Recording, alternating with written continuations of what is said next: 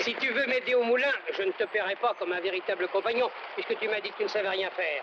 Mais je te donnerai le salaire d'un demi-ouvrier, et tu seras logé et nourri. Tu es d'accord? C'est beaucoup trop pour un apprenti. Je parie que tu as déjà trouvé l'idée pour me faire toucher mes écus. C'est-à-dire que... Nous en parlerons à table.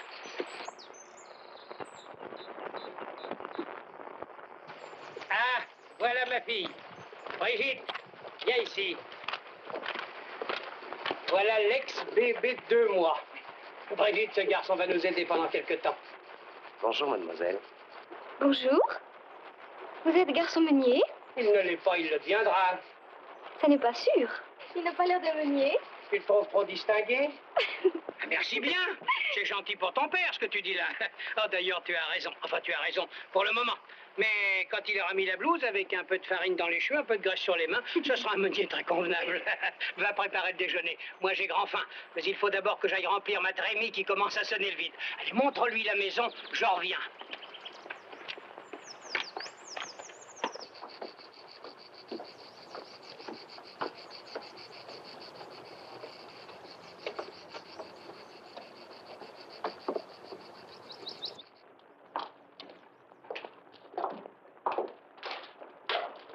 Vous avez une bien jolie maison. Oui. Mais elle est loin de la ville. Et même du village.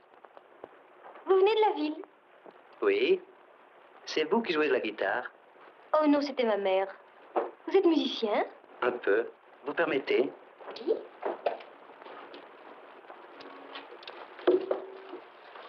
Oh, moi j'aime beaucoup la musique. Moi aussi. Au village, il y a un bossu. Il joue de l'harmonica.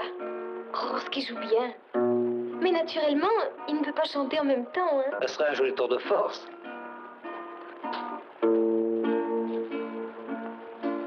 Vous allez souvent au village?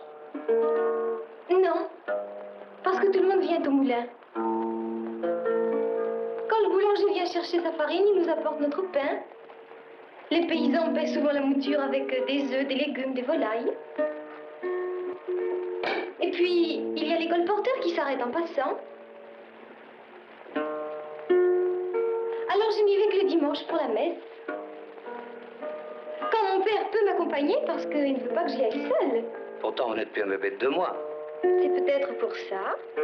Vous avez sans doute vos petits amis au village. Oh non. Non, je n'aime pas beaucoup les filles. Je ne sais que leur dire.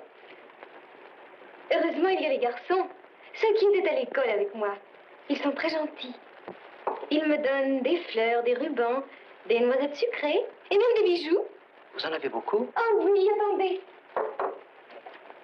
Évidemment, ce sont des bagatelles, on les achète à la foire.